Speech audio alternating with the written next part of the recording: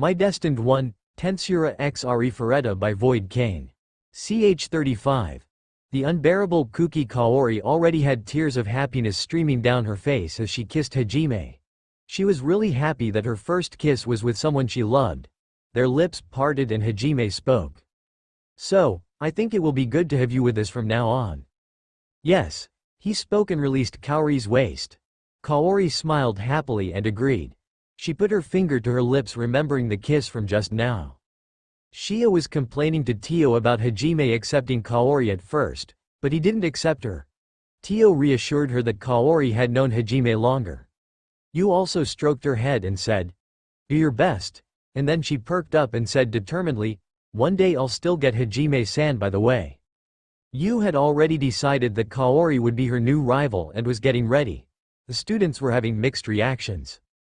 Nagayama's group and the girls took it well and were sending kind looks. However, Kouki, who was like a dense protagonist from some bum anime, did not accept this. Wait, what do you mean? Kaori likes Nagumo. Why did they kiss? Huh? What do you mean she loves him? What does that mean? How did we come to this so suddenly? Nagumo, what have you done with Kaori? What the hell, man? Kouki couldn't accept the reality of Kaori loving Hajime and exploded with anger at seeing them kissing. Kouki used his supreme skill, convenient interpretation, and defined that Hajime was forcing Kaori somehow. Hajime, seeing the way his mind worked, could only let out words of surprise.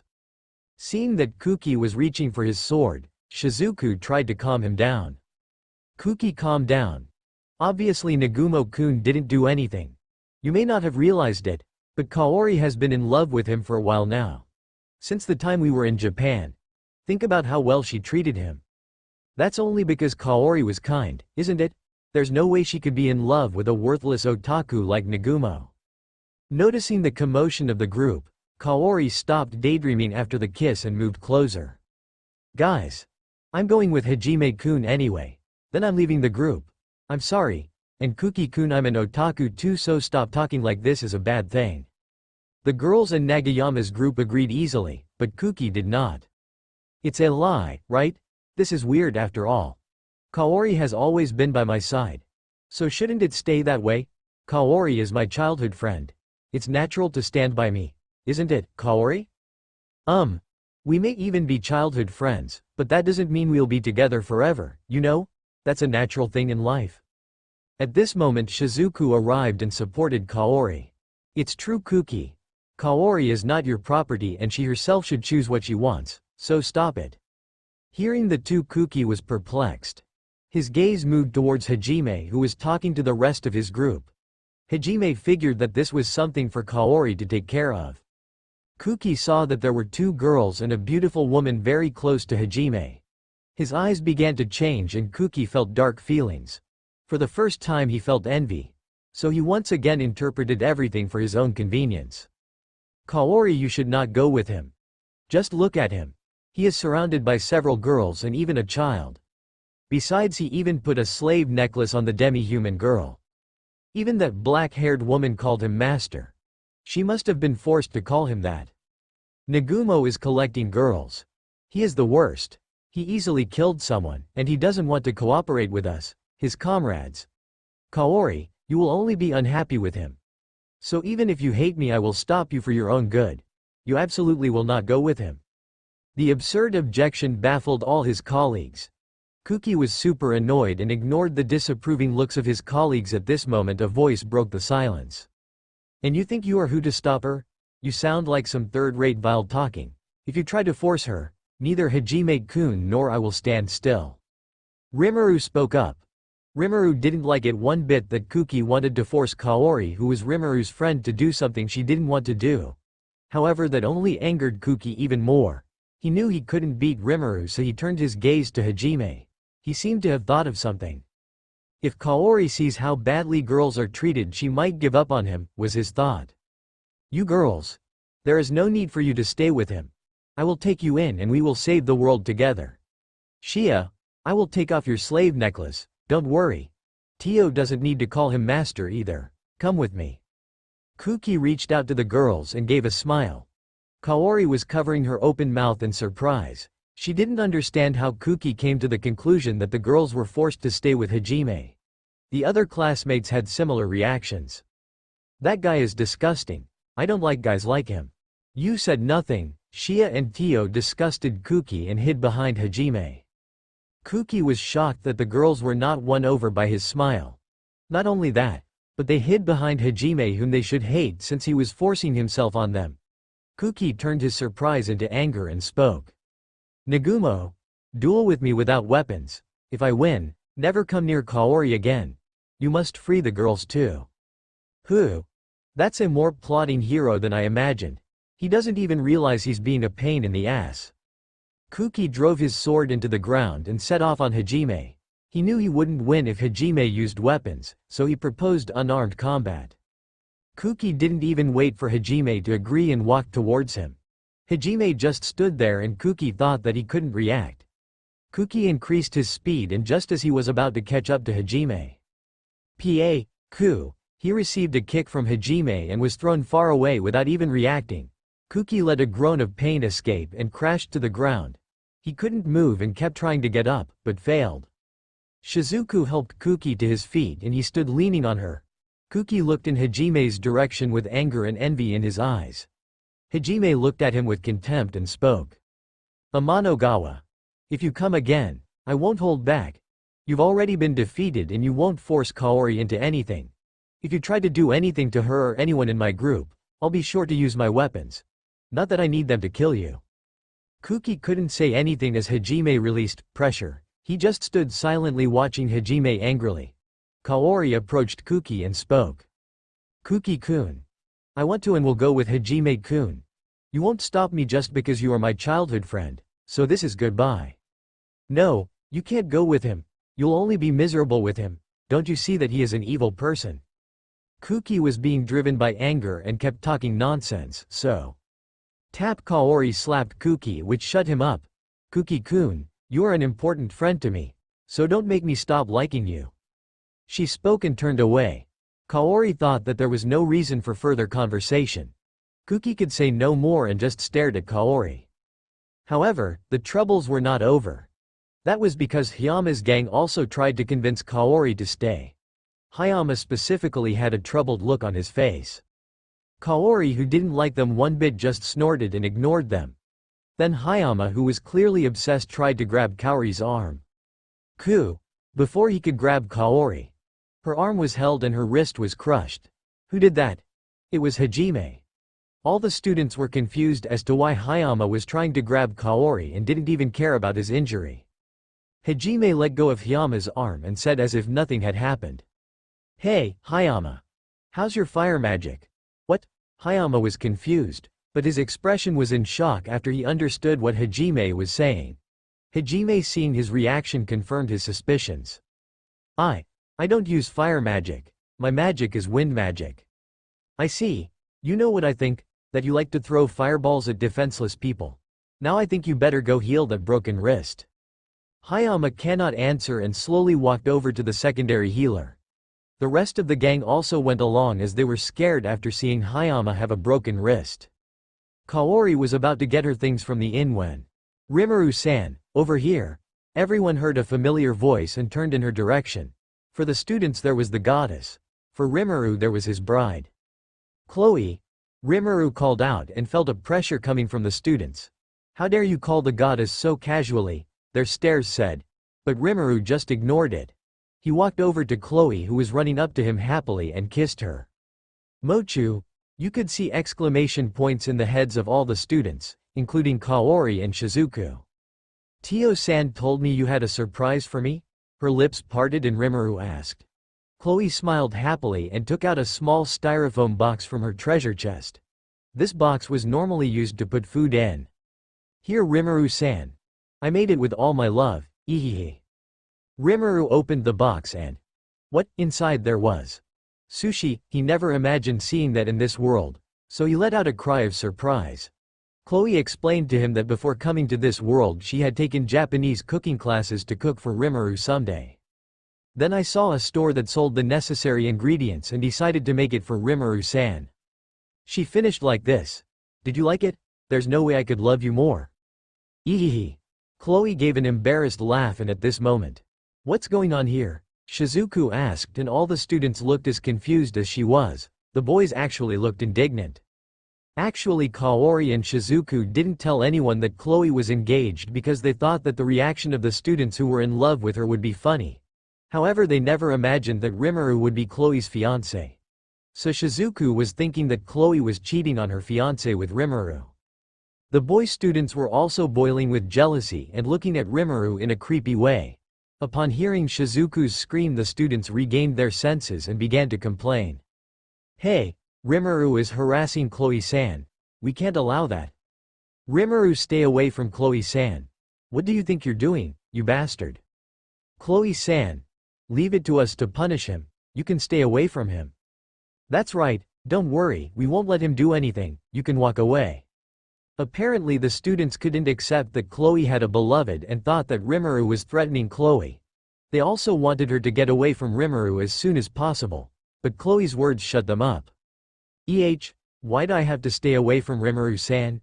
It's only natural for me to stay close to my fiancé? Crack. The hearts of all the boys were shattered.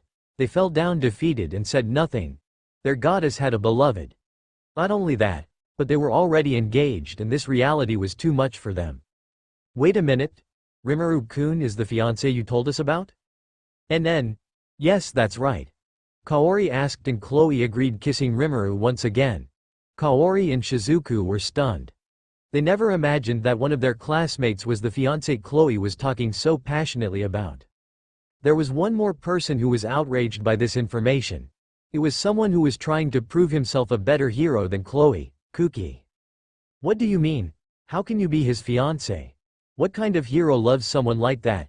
Did you know he killed someone helpless?" The other students were also supporting Kouki, but it was only by jealousy.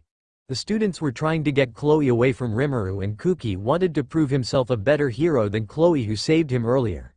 To the people who were using the argument that Rimuru was not suitable because he killed someone, Chloe just replied, "And what's the big deal? I don't care about that. For starters, I killed that white-haired woman to save you guys, remember? The Reaper? But she was a monster." One of the students commented, and the others agreed. Chloe then explained that the Reaper was not a monster, she thought, and could even talk. So killing her was really murder. The students realized that Chloe had really killed someone to save them and said nothing more. Only Kouki was still indignant. "But you did it to save us. Rimuru killed someone helpless. How can you love someone like that?" "Hey Kouki, enough of this. We've talked about this." Shizuku tried to calm him down, but he just spoke. "I just want an explanation. If she's a hero, she has to be fair. I want to know what's wrong with her. What's her problem?" Rimuru interrupted Kouki in a low voice, but one that shut everyone up. "That's because the pressure coming off Rimuru was abnormal." Rimuru let go of Chloe's hand and shortened the distance between him and Kouki. He grabbed Kouki by the neck and released True Dragon Haki. All the students fell to the ground in fear, and their faces were pale. They were sweating cold and holding their breaths. This pressure was much greater than the pressure coming off Hajime. "Listen here, you packing hero. I put up with a lot from you, but I'm not going to stand by and listen to you teach that Chloe has some mental problem. Who do you think you are? Just because she doesn't have the same twisted values as you, doesn't mean she's a worse hero than you." Rimuru didn't like Kouki one bit that he was offending Chloe. Chloe was Rimuru's beloved, and even if she didn't mind that, he hated to see others offending her. Especially Kouki, who was talking as if she was a terrible heroine. Normally Rimuru wouldn't let his anger explode, but Kouki had already pissed off a lot today, and offending Chloe was the last straw. No one could say anything because of Rimuru's overwhelming pressure. If Hajime's pressure was like a waterfall, Rimuru's was a tsunami. If normal people or even strong people felt this pressure, they would have fainted on the spot. The students could only stand it because they were super cheated. "Next time I won't let it go just for a scare." Rimuru let go of Kouki and deactivated his haki. All the students exhaled and felt relieved. Shizuku realized that Rimuru was overprotective, but she didn't say anything. Instead, she commented on something else. "Rimuru-kun, so what is your relationship with Sakura, if I'm not mistaken?" she said, and pointed to the pink-haired girl who was extremely close to Rimuru and several times was clinging to her arm. Rimuru looked at Sakura and spoke. Ah, Sakura? Well, she is. As usual, Rimuru was half embarrassed to say that he had two brides. She is Rimuru-san's fiancée too. Chloe finished her sentence for Rimuru. All the students were perplexed, but they didn't cast any negative glances at Rimuru, as they were too afraid to do so. Is that true? Yes, she is my fiancée too. Shizuku looked confused and Rimuru confirmed it.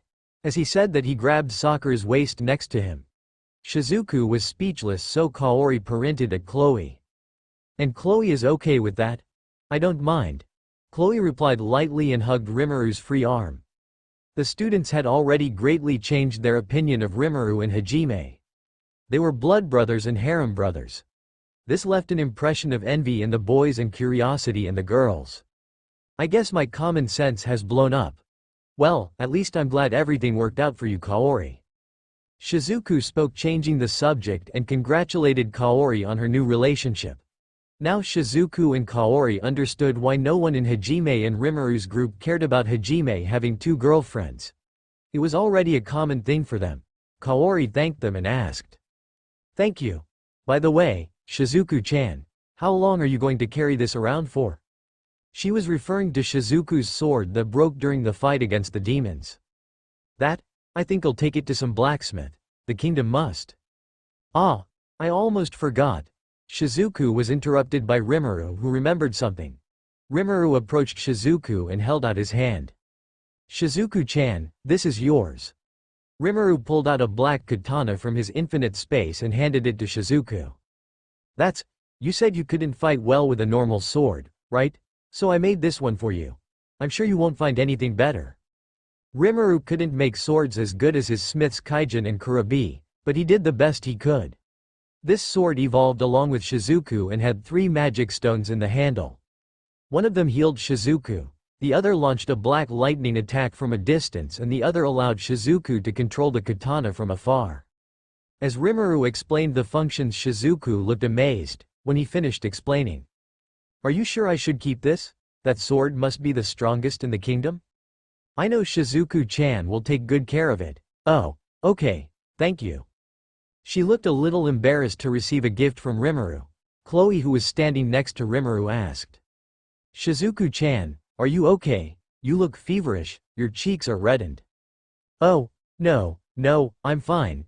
Yes, completely fine. She was still red and desperately trying to speak that she was fine. Chloe thought this was a little strange, but said nothing. At this moment Kaori went to get her bags. Hayama tried to follow her, but Hajime stopped him. Hajime didn't tell his classmates about what Hayama did, because he had no proof and that would only lead to more discussion.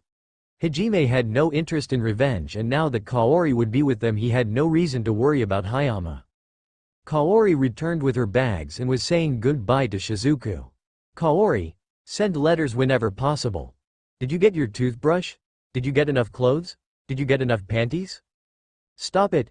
Shizuku-chan is sounding like my mother. And why did you ask me about my panties specifically? Good. Now that you have a boyfriend, you never know how many you'll need. You know what I mean. That's embarrassing.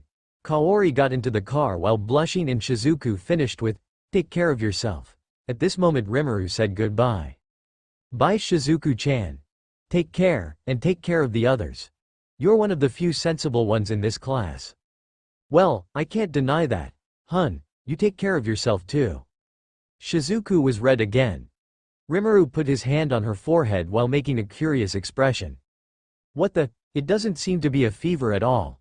Well, be careful, I don't want Shizuku-chan to get sick. By the way, I have one more thing for you. Rimuru took out a letter and handed it to Shizuku. This letter contained some tips that would help Shizuku, such as: don't try to overpower the dungeon, it has over 300 and is dangerous. Talk to Sensei when she comes back, she will have important things to tell you. Be careful with Hayama and Eri. Many of these things it was Seal who had Rimuru write and he didn't even know why, like why be careful with Eri. Open it only after I go, and I think it's better you don't show the others. Bye, see you next time. At this moment Cho came to say goodbye. Shizuku-chan, take care and don't overdo the training. I don't want a good friend to get hurt. Nah. No need to worry. Shizuku strangely was still blushing and Chloe was confused. Chloe took something out of her treasure chest and gave it to Shizuku. Here, I'll give some to Shizuku-chan too. Sushi? Yes. I thought Shizuku-chan would like it. Well, I'll be going, bye. Chloe got into the car. Shizuku stood watching the car drive away and then just turned thoughtfully as she hugged her new sword. She certainly wasn't thinking about the person who gave her the sword while she was doing this. Okay. Kouki also watched the car drive away with a somber expression. Filled circle, filled circle, filled circle. On the evening of the same day they had two people on a bridge. Kouki was leaning on the railing looking at the reflection of the moon in the water and Shizuku was propped up on her back on the railing while looking at the moon. Is there something you want to say? Shizuku asked and Kouki did not answer. Kouki couldn't pay attention. He could only remember the spectacle of Kaori confessing to Hajime without a trace of a lie. Just happiness and the worst. That kiss. Kouki could not forget the kiss. Kouki and Kaori had been friends for 10 years and he had never seen her make such a happy expression as after the kiss. When he remembered that expression, Kouki felt dark and heavy feelings spreading through his mind. Without any basis, Kouki thought those feelings were normal to feel. He thought they had taken Kaori from him.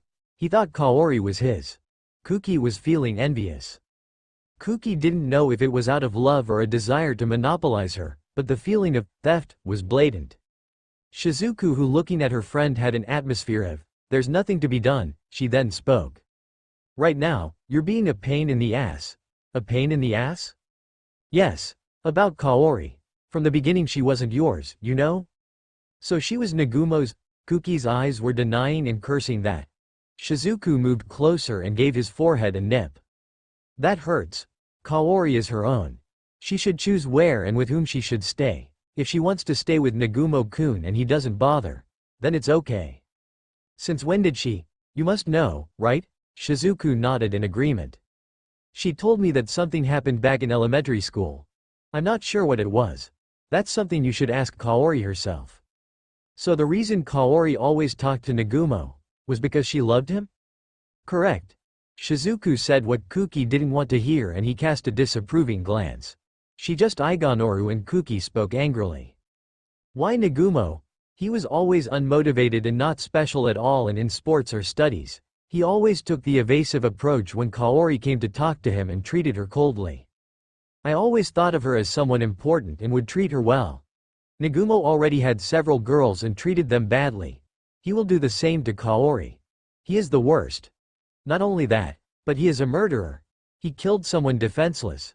How can Kaori like a bastard like that? He must surely. Kouki began to slander Hajime and this caused him to be offset by another Tappa. Shizuku then spoke up. You are once again interpreting everything for your own convenience. Interpreting things for my convenience? No way. Haven't you noticed? You don't know anything about Nagumo-kun. Do you? Not even when we were in Japan and not even now. Those girls were really happy with him. Yet you are trying to make him look like someone bad who is unsuitable for Kaori. Certainly he is different, but at least Kaori wants to be with him, so something about him hasn't changed. But one thing you mustn't forget. He fought that woman to save us. So you are saying it is right to kill? I don't know, but if we were strong enough we could have made the choice. He's the one who fought and he's the one who decides. Kouki still didn't look convinced. Then Shizuku continued. Kouki, I don't hate your sense of justice, but it's time to question whether you are right. Doubting my justice? Yes. If you don't do that, you will continue to move on blindly. So I want you to ask yourself if you are right. If you think you are always right, your integrity will become a lethal weapon. For example, now you are not being driven by justice, but by jealousy. Nah. Not for one to feel envious. It is unpleasant to lie to me here, do you understand? Kouki. It's only up to you to change. Shizuku thought she had said all she wanted to and started to walk away. Before she left the bridge, Kouki called out to her. Shizuku, you're not going to leave me, are you? What is it now? Please don't go. Shizuku couldn't answer because of a person who had been stirring her heart lately. A certain blue-haired boy who always helped her in her weak moments. Shizuku just kept walking and left without answering.